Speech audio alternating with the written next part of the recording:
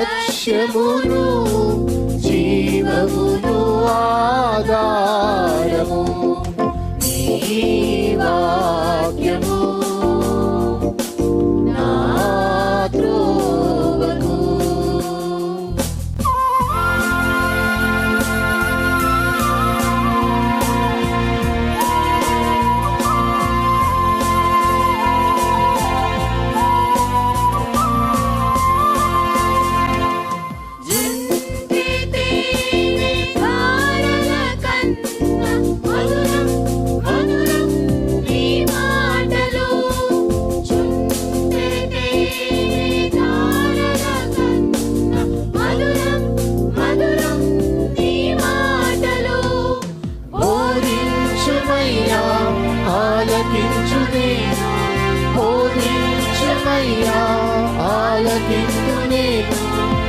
అనుసరింతునయ్యా ఆత్మశక్తితో, అనుసరింతునయ్యా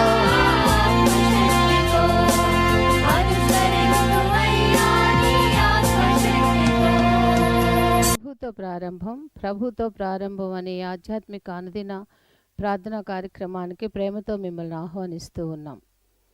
మన జీవితానికి ఆదియు ఆధారమునైనటువంటి ఆ దేవుణ్ణి మొదట మరణించుకున్నట్లయితే ఆ దినమంతయు ఆయన కృపాక్షేమములే మన వెంట వచ్చును. మొదట వేకునే లేవగానే మరి నీతిసూరుడైనటువంటి ఆయనని చూద్దాం, ఆయన మనలనైన స్వరాన్ని మనం విందాం. మన జీవిత కాలం అంతయు ఆయన ఆశీర్వాదములు దీవెనలు మన మీద కుమ్మరించును. యెషయి 65:24 మనం చూసినట్లయితే వారికి ఈలాగున జరుగును, వారు వేడుకొనుక మునుపు నేను ఉత్తరమిచ్చెదను, వారి మనవి చేయుచుండగా నేను ఆలకించెదను. మనవి చేయుచుండగానే ఆయన మన మనవిని ఆలకిస్తున్నాడు. కాబట్టి మరి ప్రతి దినము కూడా ఈ యొక్క అనుదిన ఆధ్యాత్మిక కార్యక్రమంలో మనం పాల్గొన్నట్లయితే మన జీవిత కాలం అంతయు కూడా ఆయన మేలులను మనం పొందుకోగలం, ఆ నిత్యరాజ్యంలో వారసులుగా మనము జీవించగలం. రండి, ప్రభుతో ప్రారంభం కార్యక్రమంలో పాల్గొనండి, ఆత్మీయ మేలులు పొందండి. దేవుడు మిమ్మల్ని దీవించును.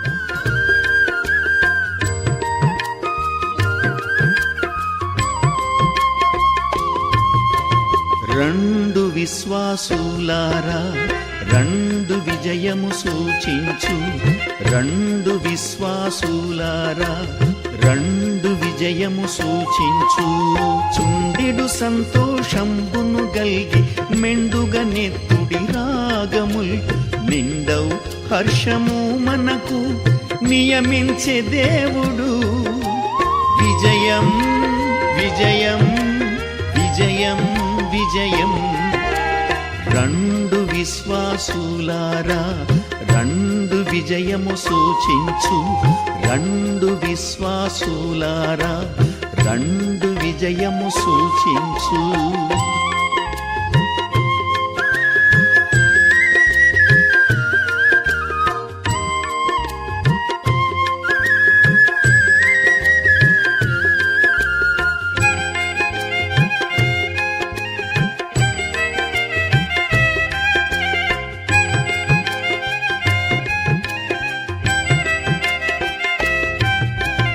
నేటి సమయమన్ని ఆత్మలకు నీడగు వసంత ఋతువగును.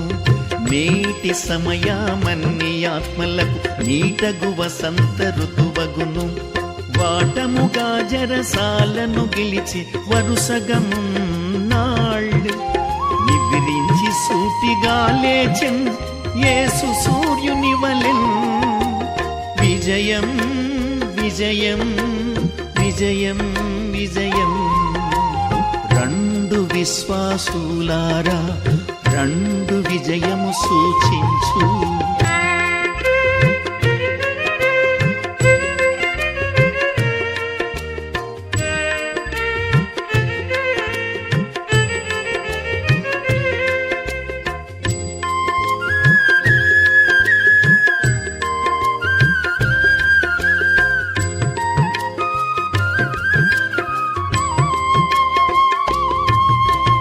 కన్ను కన్ను కానని చీకటి కాలము క్రీస్తుని కాంతిచే.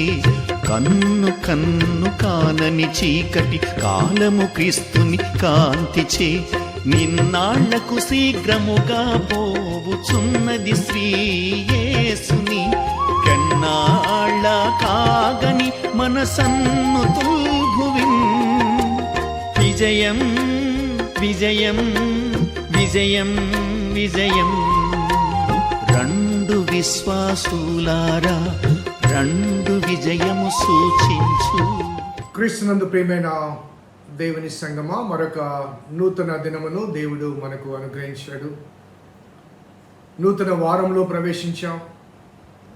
ప్రతి దినము దేవుని వాక్యముతో ప్రారంభించుట నిజంగా మనకు ఆశీర్వాదకరం, ఆనందకరం. ఎందుకంటే ఆయన వాక్యం మన జీవితానికి చుక్కాని లాంటిది, ఆశీర్వాదకరం, ఆనందకరం కూడా. కాబట్టి ఉదయాన్నే లేవగానే ప్రథమ సమయం దేవునితో సంభాషించి దేవుని మాటలు విని ప్రార్థనతో ప్రారంభించినప్పుడు కలిగే ఆ ఆనందం, ఆశీర్వాదం అద్భుతమైనది. కాబట్టి రండి, ఉదయాన్నే లేచి దేవునితో మరి కొంత సమయం గడుపుదాం.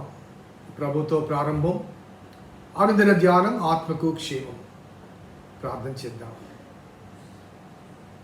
కృపగల దేవా, దయల తండ్రి, మీ పాదములకు స్తోత్రము చెల్లిస్తున్నాం నాయన. నీ ఉచితమైన దయా సంకల్పాన్ని బట్టి మమ్మల్ని ప్రేమించి మీరు మాకు అనుగ్రహిస్తున్న ఆధ్యాత్మిక సువర్తమానములు బట్టి ప్రభాస్తుతులు చెల్లిస్తున్నాం.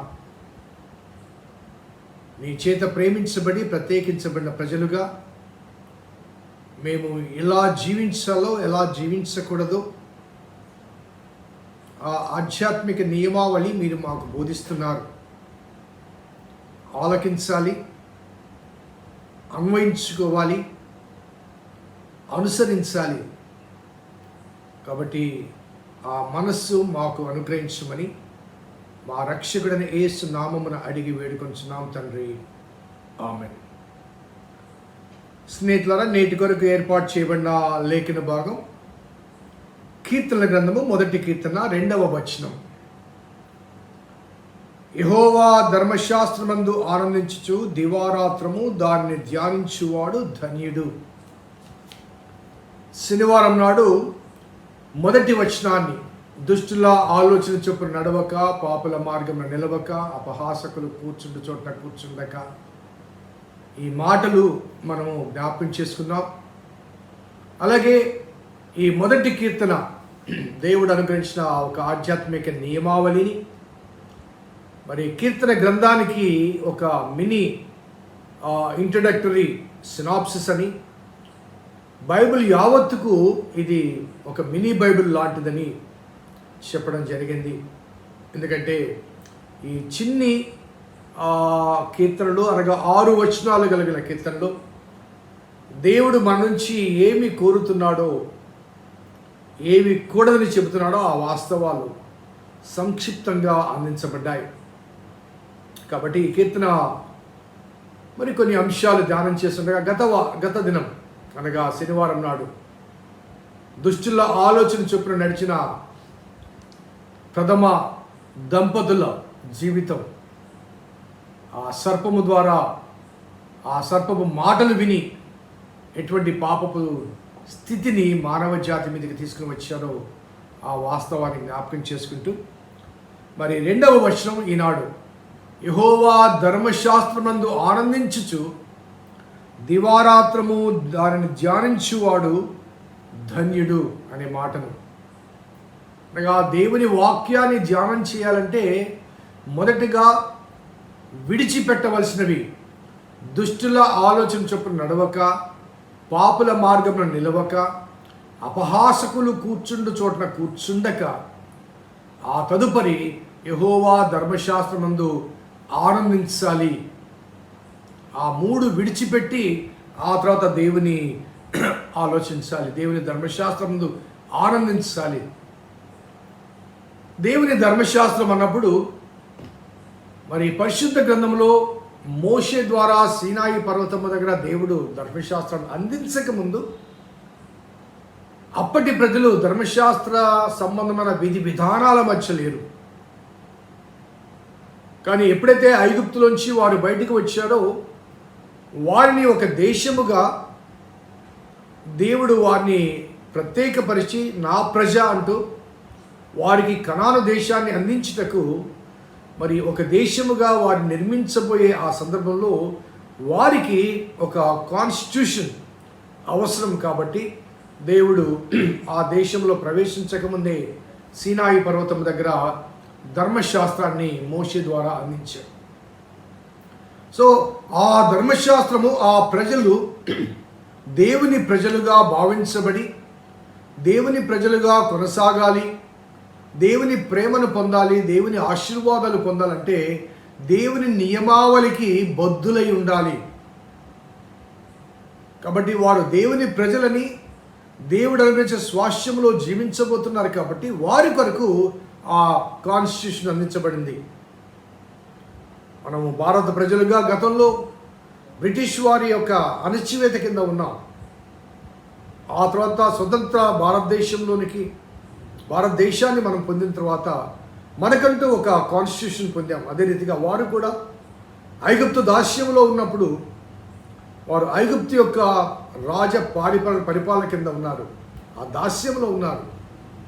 వారికంటూ ఒక నియమావళి మరి కాన్స్టిట్యూషన్ లేదు. ఆ దాస్యం నుంచి విడిపించబడ్డారు కాబట్టి దేవుడు వారికి ఒక కాన్స్టిట్యూషన్ ఇచ్చారు. సో ఆ కాన్స్టిట్యూషన్ ప్రకారము ఆ ధర్మశాస్త్రమందు ఆనందించాలి అంటే, ఆ ఆనందం కలగాలి అంటే ఆ పై 3 అంశాల నుంచి మనము వేరు కావాలి. ఎందుకంటే ధర్మశాస్త్రము ఏం చెప్తుందంటే తప్పు చేస్తే శిక్ష ధర్మశాస్త్రము నిర్వచిస్తుంది, ఏ తప్పుకు ఏ శిక్ష. మన న్యాయశాస్త్రం ఏ రీతిగా అయితే దోషులను శిక్షించడానికి ఆ దోషాన్ని బట్టి ఏ రీతిగా శిక్ష విధిస్తుందో అదే రీతిగా ధర్మశాస్త్రం కూడా దోషులకు శిక్ష.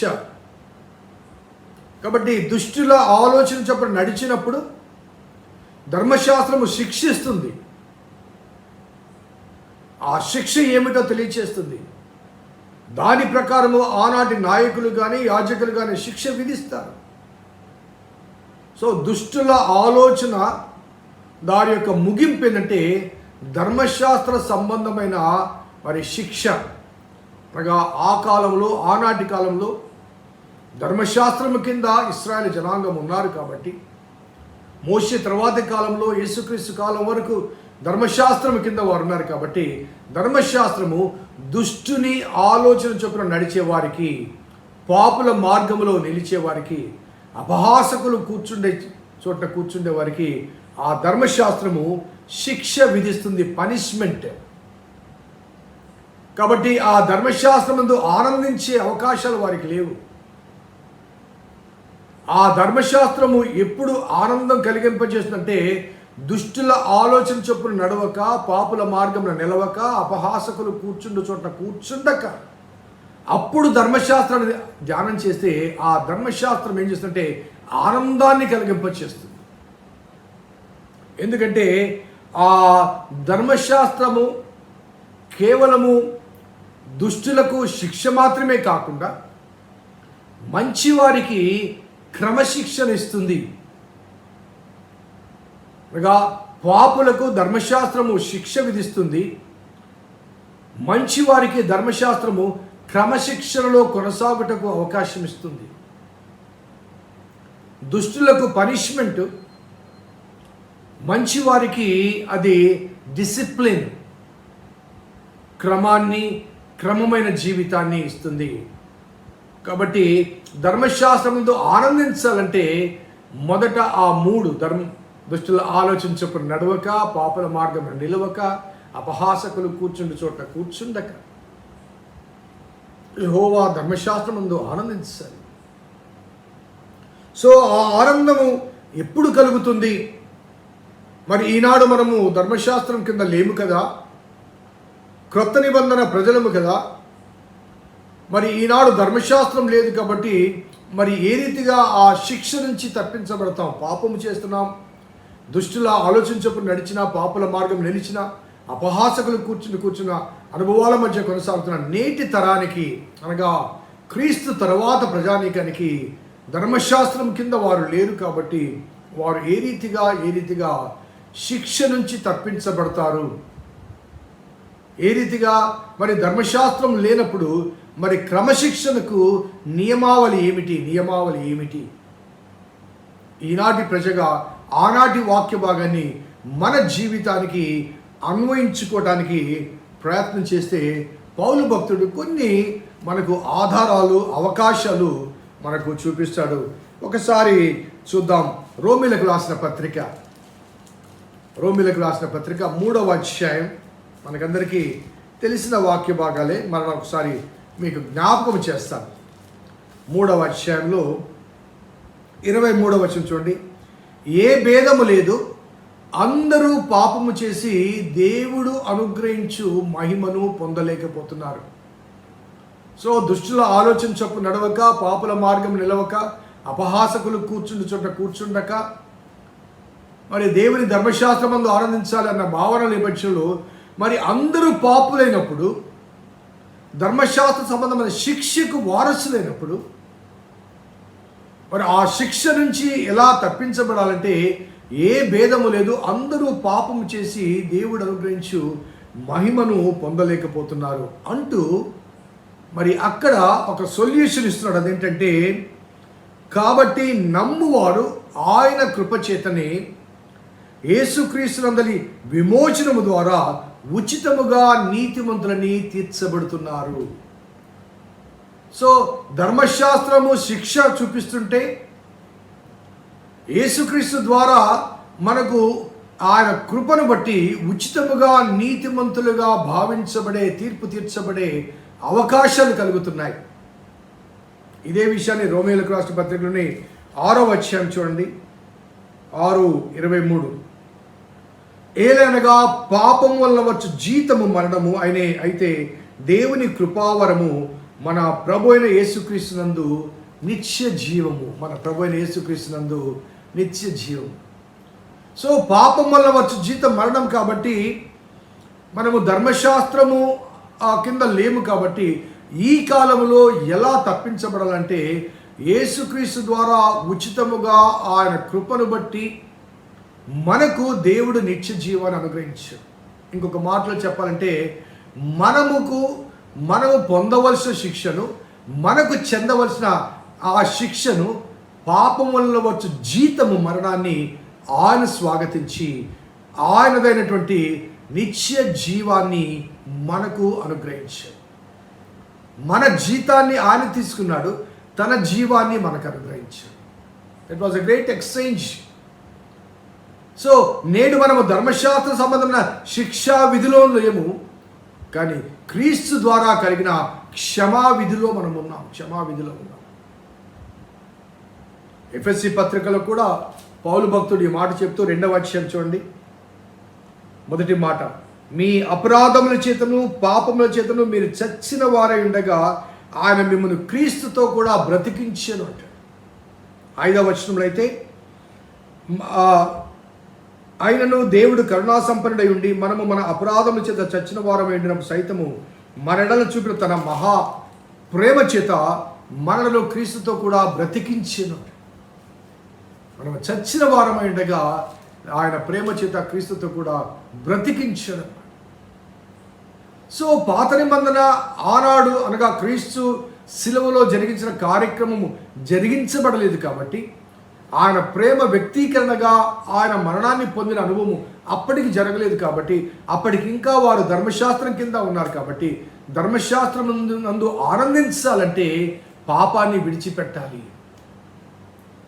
సో క్రొత్త నిబంధన ప్రజలుగా ఉన్న మనము మరి ఆ పాపంలోంచి విడిపించబడలేము కాబట్టి ఆ పాపపు శిక్షను తాను భరించి, ఆనాడు ధర్మశాస్త్రం ఈనాడు లేదు కాబట్టి, ఆ ధర్మశాస్త్రం అనగా దేవుడిచ్చిన నియమావళి, ఆజ్ఞ, ఆయన మాట, ఆయన వాక్కు కాబట్టి వాక్యమైన దేవుని యందు విశ్వాసం ఉంచుతారు.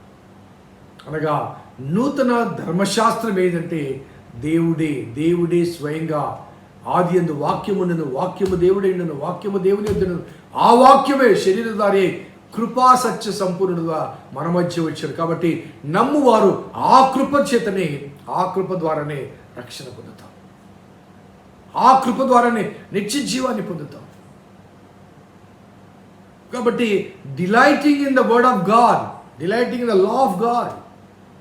ఆనాడు వారికి ధర్మశాస్త్రం ఇవ్వబడింది, ఈనాడు దేవుని వాక్ ఇవ్వబడింది మనకి. ఆ వాక్ ద్వారా దేవుని వాక్యములో మనము ఆనందించబడాలి, ఆస్వాదించబడాలి, ఆధ్యాత్మిక పారవశ్యాన్ని పొందాలి. సో ఈ మొదటి కీర్తనలో ఆనాడు ఆ కీర్తన రాయబడ్డప్పుడు ధర్మశాస్త్రం ఉంది, ఈనాడు ఆ కీర్తన ధ్యానం చేస్తున్నప్పుడు క్రీస్తే మనకు ఆయన వాక్కు అయ్యుండి మనల్ని విమోచించాడు. ఆ కృప సత్య సంపూర్ణుడిగా మన మధ్య నివసించిన ఆయన వాక్యము మన జీవితాన్ని మరి నూతన ప్రపంచంలోనికి నడిపించడానికి ఆయనే మార్గమై ఉన్నాడు. కాబట్టి ఆయన ధర్మశాస్త్రమును ఆనందించాలనే భావనలో కొత్త నిబంధన ప్రజలుగా దేశయ్య నోటు వింట వచ్చిన ప్రతి మాట ద్వారా మనం దీవించబడాలి. ఆ మాటలు అనగా దేవుని మాటల ద్వారా మనము నడిపించబడాలి. అదే మనకు జీవిత పరమావధిగా ఉండాలి. ప్రార్థన చేద్దాం. కృపగల దేవా, దయగల తండ్రి, మీ పాదములకు స్తోత్రము చెల్లిస్తున్నాం నాయన. నీ ఉచితమైన దయా సంకల్పాన్ని బట్టి మమ్మల్ని ప్రేమించి మాకు అనుగ్రహిస్తున్న ఆధ్యాత్మిక సూచనలు బట్టి ప్రభాస్తుతులు చెల్లిస్తున్నాం. నీ లేఖనాలు మేము ధ్యానం చేస్తుండగా మా జీవితాలకు మీరే ప్రభా సుఖాన్ని గనక మరి ఆనాటి ప్రజలకు అనుగ్రహించిన ధర్మశాస్త్రం ఈనాడు మాకు నీవే స్వయంగా వచ్చి నీ వాక్కుల ద్వారా మాకు అనుగ్రహించిన సూచనలు బట్టి స్తుతులు చెల్లిస్తూ అంగీకరించుటకు, అనుసరించుటకు మీ కృప దయచేయమని మా రక్షకుడిని యేసు నామమున అడిగి వేడుకొనిచున్నాం తండ్రి. ఆమేన్. తండ్రి, కుమార, పరిశుద్ధాత్మ త్రియేక దేవుని దీవెన ఈ వాక్యం విన్న బిడ్డలకు, వాక్యాభిలాషులకు సదా తోడేయుడుగాక. ఆమేన్. God bless you. దేవుడు దీవించుగాక.